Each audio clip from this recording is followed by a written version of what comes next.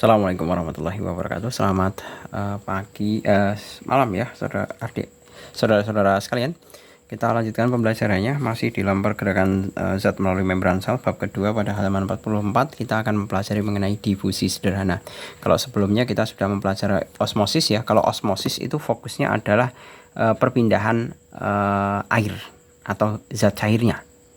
Nah, sekarang kalau pada proses difusi sederhana itu fokusnya bukan lagi ke airnya yang berpindah, namun terdapat molekul atau zat lain selain air yang berpindah.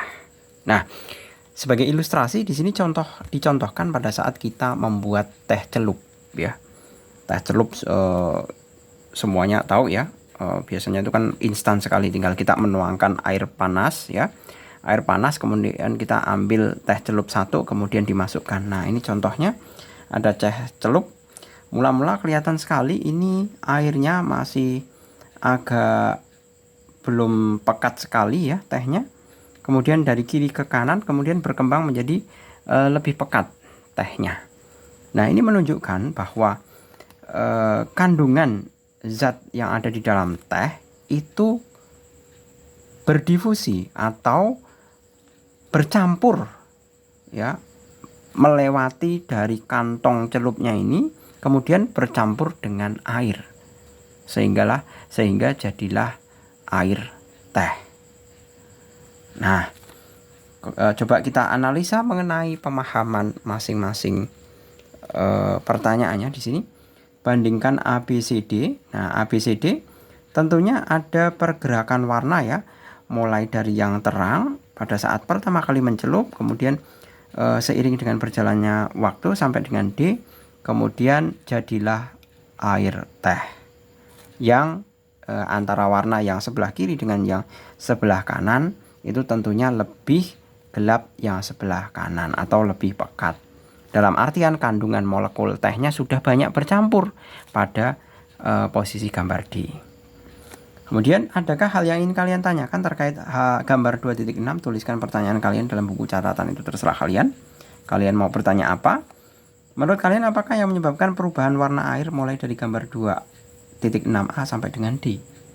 Nah, tentunya yang menyebabkan perubahan warna tersebut adalah difusi warna teh dari kantong teh ke air dalam gelas ya, seperti yang Pak Jul katakan tadi bahwa molekul pewarna dari teh itu berdifusi, jadi keluar melewati kantong celup dan bercampur kepada air. Kemudian yang keempat, faktor-faktor apa yang mempengaruhi proses tersebut? Nah, tentunya faktor yang mempengaruhi adalah yang pertama adalah temperatur atau suhu. Maksudnya apa? Kalian pernah membuat teh celup dengan air dingin. Nah, ini percobaan yang bisa kalian gunakan adalah kamu membuat teh celup 1 dengan air dingin, 2 dengan air panas. Nah, nanti kalian akan tahu perbedaan bagaimana proses difusi air, keberhasilan difusi sederhananya itu berhasil yang mana? Apakah kamu berhasil membuat teh celup dengan air dingin, atau malah yang berhasil adalah dengan yang menggunakan air panas? Nah, itu faktor yang pertama adalah temperatur. Kemudian jumlah zat terlarutnya.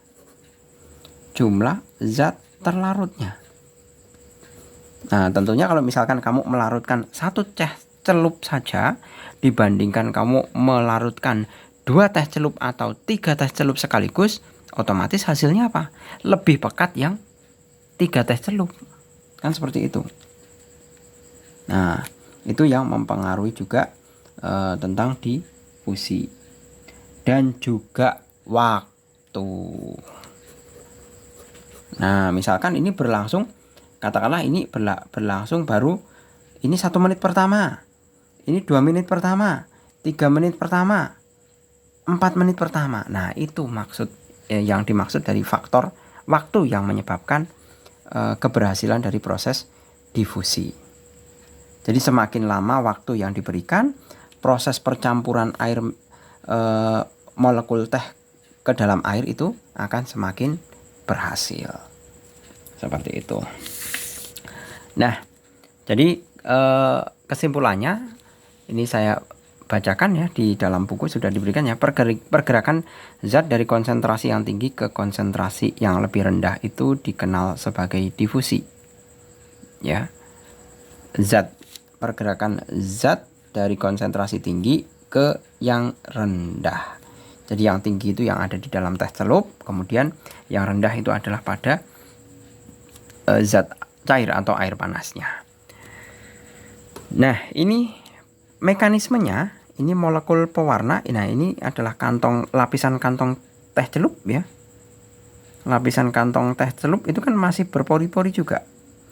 Nah, ini molekul tehnya kemudian keluar ya. Molekul tehnya itu keluar. Sedemikian hingga terjadi sebuah kesetimbangan antara yang ada di dalam kantong teh celup maupun yang ada di air panas yang dicangkir. Semuanya warnanya sama. Seperti itu. Nah, ini kesimpulannya ya, difusi merupakan pergerakan zat. Nah, selain air. Nah, ini perlu kalian ingat ini. Selain air, bukan air. Kalau air yang berpindah itu namanya osmosis, ya. Melintasi membran dari konsentrasi yang tinggi ke konsentrasi yang lebih rendah. Nah, ini ada representasi grafik proses difusi sederhana. Ya. Nah, di sini sebenarnya grafik ini memperlihatkan mewakili dari gambar ini ya. Yang pertama, jarak ya, posisi A atau poin A ini tidak ada. Poin A kita lihat di sini.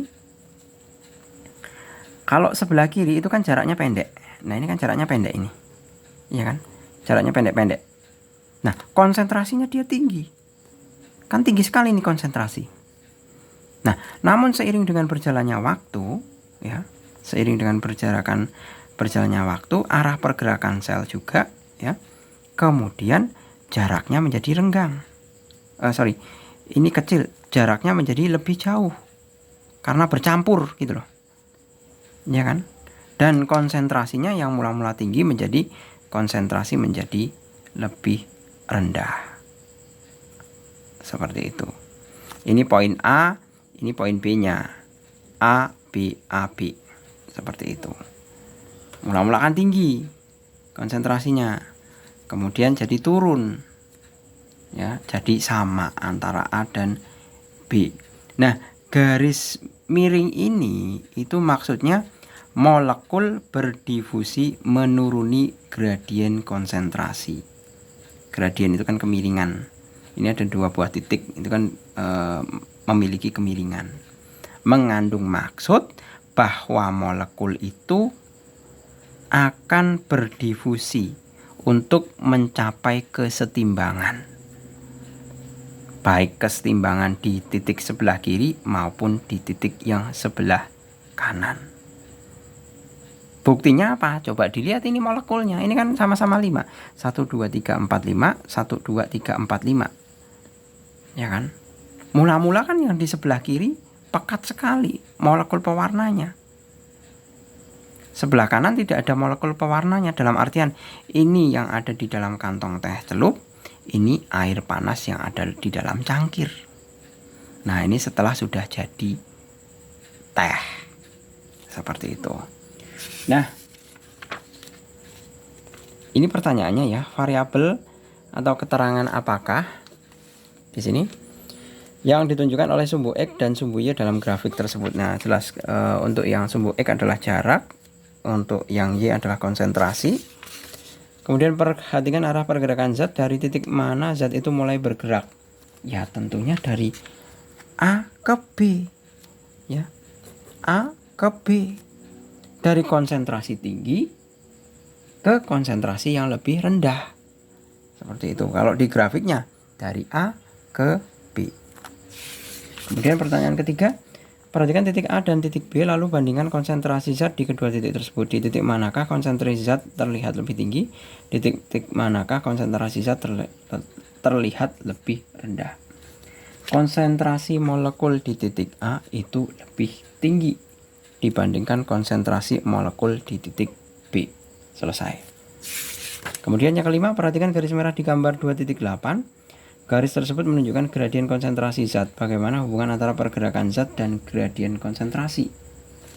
Nah, hubungannya adalah di situ dikatakan bahwa zat itu berpindah dari konsentrasi tinggi menuju zat konsentrasi rendah. Ya. Jadi, kalau dilihat dari gradiennya dari tinggi ke rendah, berarti kita bisa menyimpulkan bahwa zat berpindah searah gradien konsentrasi.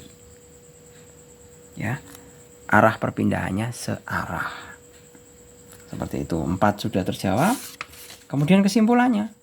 Nah, ini kesimpulannya adalah tentunya adalah difusi adalah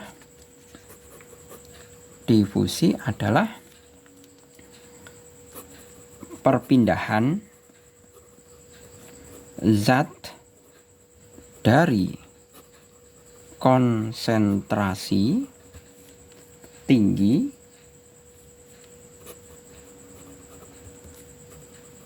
menuju konsentrasi rendah, ya, tanpa melalui perantara. Nah, seperti itu. Kurang lebihnya seperti itu. Oke, clear ya. Jadi kita sudah menjawab mengenai proses difusi sederhana. Oke, saya rasa cukup. Semoga membantu. Terima kasih. Selamat malam. Assalamualaikum warahmatullahi wabarakatuh.